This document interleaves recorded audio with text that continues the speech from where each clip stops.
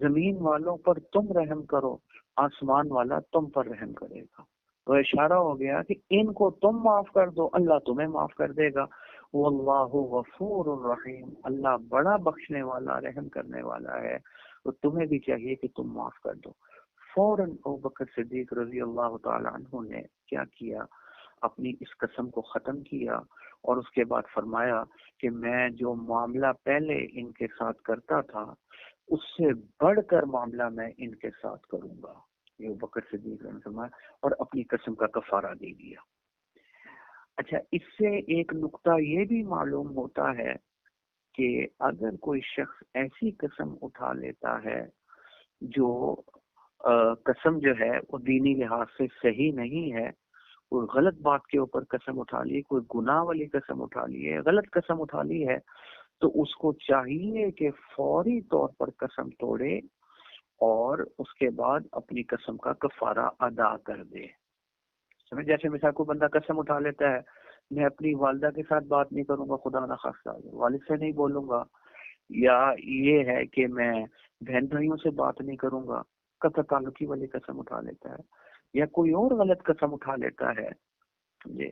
تو ایسی صورت میں اب ہمیں کیا سبق مل رہا ہے کہ فوری طور پر کیا کرے، قسم کو توڑے اور قسم کا کفارہ ادا کر لے اور اللہ تعالیٰ سے معافی بھی مانگے غلط قسم اٹھانے کے اوپر، سمجھے؟ یہی ہوا ابوبکر صدیق رضی اللہ تعالیٰ عنہ کے قصے میں، یہی تو معاملہ ہوا۔ آپ نے کیا کیا، اس قسم کو توڑا، اس قسم کا کفارہ ادا کیا، تو ہمیں بھی یہی سبق ملتا ہے۔ اور دوسری بات یہ ہے کہ اس آیت سے ابوبکر صدیق رضی اللہ تعالی عنہ کی فضیلت بھی ثابت ہوتی ہے۔ اللہ اکبر۔ انبیاء کے بعد ہمارا کیا عقیدہ ہے کہ سب سے اونچا درجہ اور مقام اور شان اللہ تعالی نے ابوبکر صدیق رضی اللہ تعالی عنہ کو عطا فرمائی ہے۔ اللہ اکبر کبیرہ۔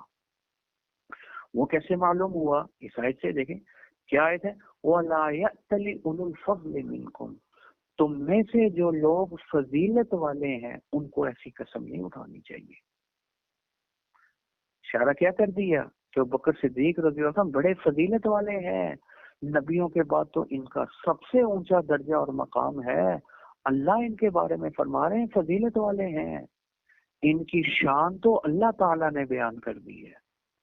تو کیسی شان اور عظمت ابوبکر صدیق رضی اللہ تعالی عنہ کی اس آیت سے ثابت ہوتی ہے، سمجھے؟ فضیلت والا، اور یہ اللہ کی طرف سے فضیلت ہونا ان کا اس آیت سے ثابت ہو گیا۔ اور یہ جو ہمارا عقیدہ ہے، نبیوں کے بعد اگر امت میں سب سے اونچا درجے رکھنے والی کوئی شخصیت ہے تو وہ ابوبکر صدیق رضی اللہ تعالی عنہ ہے۔ اور سبق کیا ملا؟ غلط بات پر قسم اٹھا لو تو کیا کرنا چاہیے؟ اس کو توڑنا چاہیے اور اس کا کفارہ دینا چاہیے۔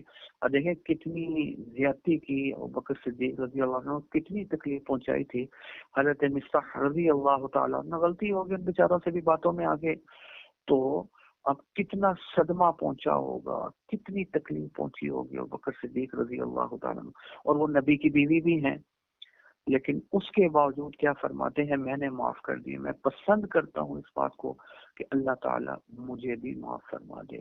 واقعی یہ کام بہت بڑا کام ہے، اور یہ فضیلت والوں کا ہی کام ہے، ہر شخص کے بس کی یہ بات نہیں ہے۔ کوئی آپ کو پتھر مار رہا ہے، اینٹیں مار رہا ہے، اس کے جواب میں آپ اس کو پھول پیش کر دیں، یہ اونچے درجے کے لوگوں کا کام ہے، ہر شخص کا یہ کام نہیں۔ اور اللہ تعالیٰ نے خود فرما دیا کہ یہ بہت اونچے اور فضیلت والے ہیں، ابوبکر صدیق رضی اللہ تعالی عنہ۔ اچھا جی، اگلی آیت 22ویں آیت، اس میں اللہ تعالیٰ فرماتے ہیں ان الذین یرمون المحصنات الغافلات المؤمنات، اللہ اکبر، آتے ہیں یاد رکھو کہ جو لوگ پاک دامن، محصنات پاک دامن، اور الغافلات بھولی بھالی، المؤمنات مومنہ خواتین کے اوپر جو پاک دامن بھی ہیں، بھولی بھالی بھی ہیں، مومنہ اور مسلمان بھی ہیں، ان پر جو لوگ الزام لگاتے ہیں، زنا کا الزام لگاتے ہیں، یاد رکھنا یہ وہ لوگ ہیں لعنوا فی الدنیا والآخرہ، جن کے اوپر دنیا اور آخرت کے اندر لعنت بھیج دی گئی ہے. یہ اللہ کی رحمت سے بہت دور ہو گئے ہیں. اور وَلَهُمْ عَذَابٌ عَظِيمٌ، اور ان کے لیے بہت بڑا عذاب ہے قیامت والے روز جو اللہ نے تیار کر کے رکھا ہوا ہے. ہاں وہ الگ بات ہے کہ اگر کوئی صدقے دل سے توبہ کرتا ہے پھر تو وہ گناہ ہی باقی نہیں رہتا. جیسے پچھلی آیتوں کے اندر آ گیا کہ بعض صحابہ رضوان اللہ تعالی علیہ مجمعین سے غلطی ہوئی تھی، انہوں نے اللہ سے توبہ کر لی اور سزا بھی جاری ہو گئی، وہ پاک صاف ہو گئے. التائب من الذنب کمن لا ذنب لہ، گناہ کر کے توبہ کرنے والا ایسا ہی ہے، حضور صلی اللہ علیہ وسلم فرماتے ہیں، جیسا کہ اس نے گناہ کیا ہی نہیں. وہ ایک الگ بات ہے، سمجھے؟ تو بہرحال یہ ایک بڑی سخت بات ہے. پاک دامن عورت، اب دیکھیں ہماری زبان کینچی کی طرح چلتی رہتی ہے، کسی کے اوپر چوری کا الزام لگا دیا، کسی کے اوپر کیا بہتان باندھ دیا، کسی کے اوپر کیا. یہ کوئی چھوٹی بات نہیں ہے. اللہ فرماتے ہیں جو پاک دامن عورتوں کے اوپر الزام لگاتے ہیں وہ دنیا اور آخرت کے اندر ان کے اوپر اللہ تعالیٰ کی پھٹکار اور لعنت پڑے گی، اور قیامت والے روز دردناک عذاب ان کو ملے گا، بہت بڑا عذاب. اور قیامت والا دن وہ دن ہوگا یوم تشہد علیہم السنتہم وایدیہم وارجلہم بما کانوا یعملون. اللہ اکبر. وہ دن ایسا ہوگا قیامت والا دن، تشہد علیہم السنتہم، ان کی زبانیں، ان کے ہاتھ، ان کے پاؤں ان کے خلاف ان کے اس کرتوت کی اور اس گناہ کی اور اس الزام کی گواہی دیں گے جو گندے کام کیا کرتے تھے. بما کانوا یعملون، ان کے ہاتھ بھی گواہی دیں گے، ان کے پاؤں بھی گواہی دیں گے، ان کی زبانیں گواہی دیں گی. وہ وہ گواہ بن جائیں گے ان کے خلاف کہ اللہ یہ میرے ذریعے یہ کام کیا کرتے تھے. ہاتھ بن، اے اللہ میرے ذریعے گندا کام، اے اللہ میرے ذریعے میرے پاؤں کے ساتھ چل کر اس نے گندا کام کیا تھا، اللہ میرے ہاتھ کے ذریعے سے گندے کام کو، ناجائز چیز کو، چوری والی چیز کو، یہ فلاں گناہ والی چیز کو پکڑا تھا، یہ غیر محرم کو ہاتھ لگایا تھا. یہ ہاتھ، یہ پاؤں، یہ زبانیں قیامت والے روز اللہ فرما رہے ہیں ان کے ان گناہوں کی وہ کیا کریں گی؟ گواہی دیں گی. اللہ اکبر. میرے پردادا مفتی محمد حسن صاحب رحمۃ اللہ علیہ بانی جامع شفیع حضرت فرمایا کرتے تھے، دیکھو اب ہاتھ کا بول پڑنا، پاؤں کا بول پڑنا یہ کوئی انہونی اور بڑی بات نہیں ہے. دیکھو اللہ تعالیٰ، جس اللہ تعالیٰ نے قوت گویائی زبان کو عطا فرمائی ہے، کیا اس اللہ میں اتنی طاقت نہیں ہے کہ وہ ہاتھ کو حکم دے تو ہاتھ بول پڑے؟ اور فرماتے ہیں ٹیپ ریکارڈ کو آپ دیکھ لو، بٹن دباتے ہیں اس کے اندر سے آوازیں آنا شروع ہو جاتی ہیں. لیپ ٹاپ کو، موبائل کو دیکھو، ذرا کلک کیا بولنا شروع کر دیتا، آوازیں آنا شروع ہو جاتی ہیں. تو کیا لیپ ٹاپ کے ساتھ کوئی زبان لگی ہوئی ہے جو باتیں کر رہا ہے؟ وہ ٹیپ ریکارڈ کے ساتھ کوئی زبان لگی ہوئی ہے وہ باتیں کر رہا ہے؟ سمجھے؟ تو جو اللہ، تم اگر کلک کرتے ہو تو یہ بولنا شروع کر دیتا ہے حالانکہ اس کے ساتھ زبان نہیں لگی ہوئی. تو اللہ کلک کریں گے ہاتھ کے اوپر یا زبان کے اوپر تو کیا اللہ میں اتنی طاقت نہیں ہے؟ وہ تم سے زیادہ کمزور ہے، وہ نہیں بلوا سکتا ان چیزوں کو. سمجھ آئی؟ تو اللہ تو ان اللہ علی کل شیء قدیر ہے، اللہ ہر چیز پر قادر ہے. لہذا اللہ کے حکم سے یہ چیزیں بھی تمہارے جسم کے اعضاء تمہارے خلاف گواہی دیں گے. بڑا سخت دن ہوگا. یومئذ، اللہ فرماتے ہیں دن ایسا ہوگا یوفیہم اللہ دینہم الحق، کہ اس دن اللہ تعالیٰ ان کو وہ بدلہ پورا پورا دے گا جو یہ گندے کام کیا کرتے تھے. یوفیہم اللہ دینہم الحق، اللہ پورا پورا بدلہ ان کو دے گا. فمن یعمل مثقال ذرۃ شرا یرہ، ذرہ برابر بھی شر کیا ہے یہ قیامت والے روز اس کو بھی دیکھیں گے اور اس کا بھی بدلہ ان کو ملے گا.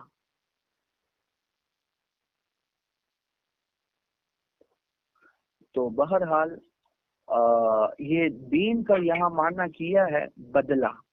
यौमइज़िन उस रोज युफ़ी अल्लाह ताला पूरा पूरा इनको देगा इनका बदला, पूरा पूरा बदला इनको मिलेगा। दीन का क्या माना? यहाँ दीन से मुराद दीन इस्लाम नहीं बदला।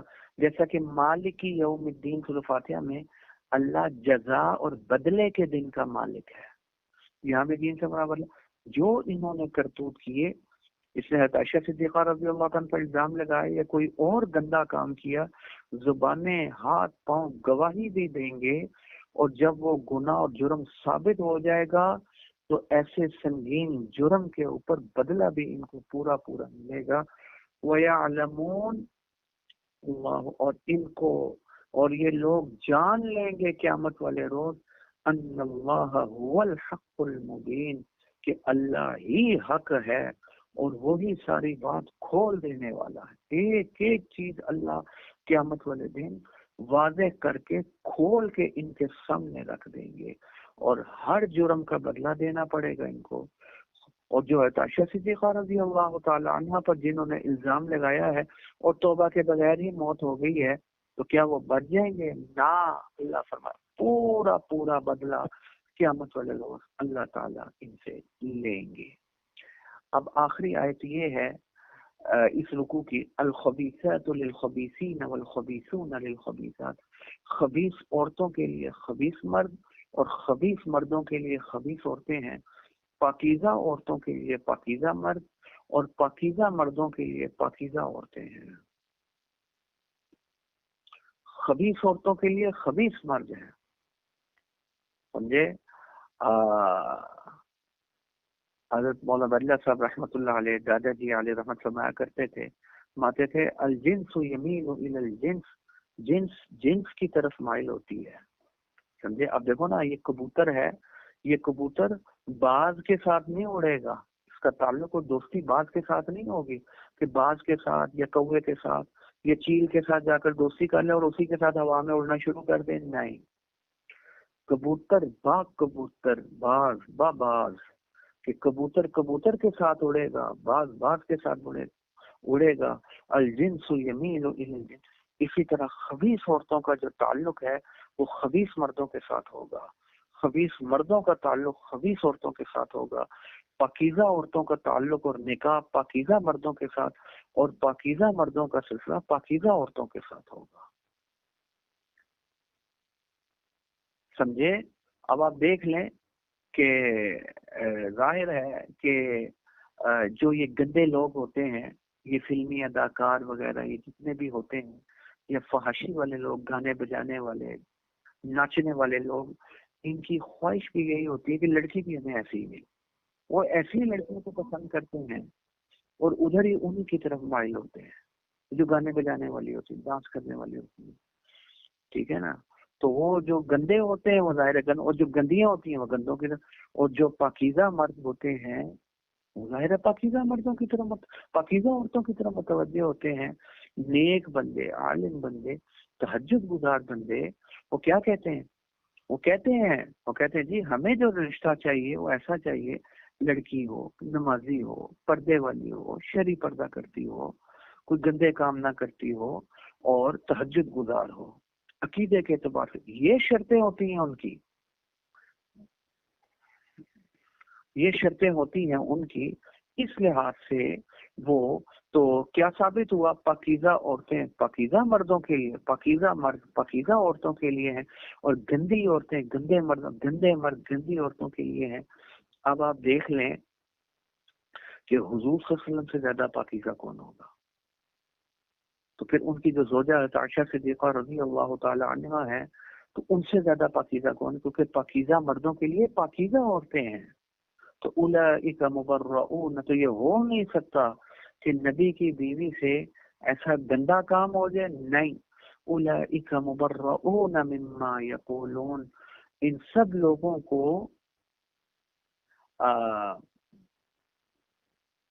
उलाइका मुबर्रऊन मिम्मा, ये पाकबाज मर्द और औरतें इन बातों से बिल्कुल मुबर्रा हैं, इनमें ये बुराइयां मौजूद ही नहीं है जो ये गंदे लोग इल्जाम लगाते हैं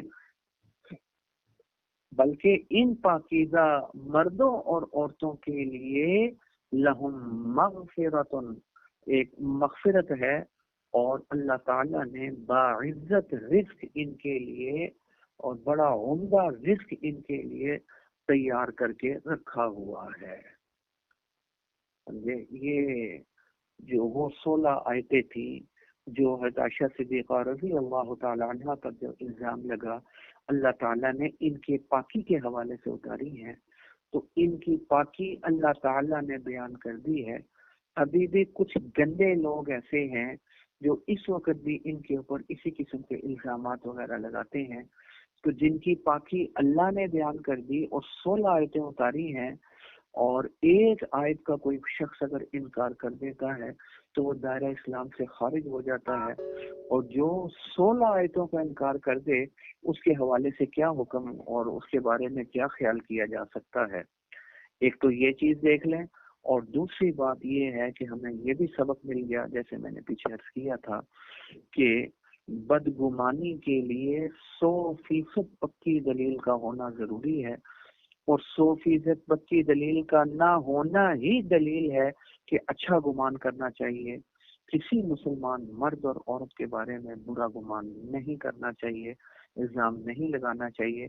وہ اللہ کے نزدیک، اللہ کے ہاں بڑا سنگین جرم ہے، اس لیے اپنی ان زبانوں کو کنٹرول کرنا چاہیے، اور وہ جو مثل مشہور ہے، جو جملہ مشہور ہے، اس کو دوبارہ سے تازہ کر لیا جائے کہ پہلے تولو پھر بولو، پہلے دیکھو کہ میں کیا کہنے لگا ہوں، بات صحیح بھی ہے یا نہیں، کوئی غلط بات تو نہیں کرنے لگا، خاص طور پر کسی کے اوپر کوئی الزام تو نہیں لگانے لگا، کوئی غیبت تو نہیں کرنے لگا۔ کیوں؟ کیونکہ دیکھنے میں تو چلو کوئی بات نہیں، بات ہی کی ہے نا، لیکن یہ بات اللہ کے نزدیک بڑا سنگین جرم ہے، خاص طور پر اگر کسی پر الزام لگایا جائے۔ کیا پڑھا؟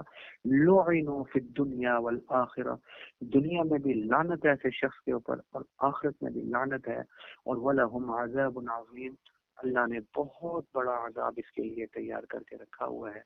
اس لیے اپنی زبانوں کو اپنے کنٹرول میں رکھنا چاہیے، پہلے تولو پھر بولو۔ اللہ تعالی ہم سب کو ان کہی سنی باتوں پر عمل کرنے کی توفیق بھی عطا فرما دے۔ وآخر دعوانا الحمد للہ رب العالمین۔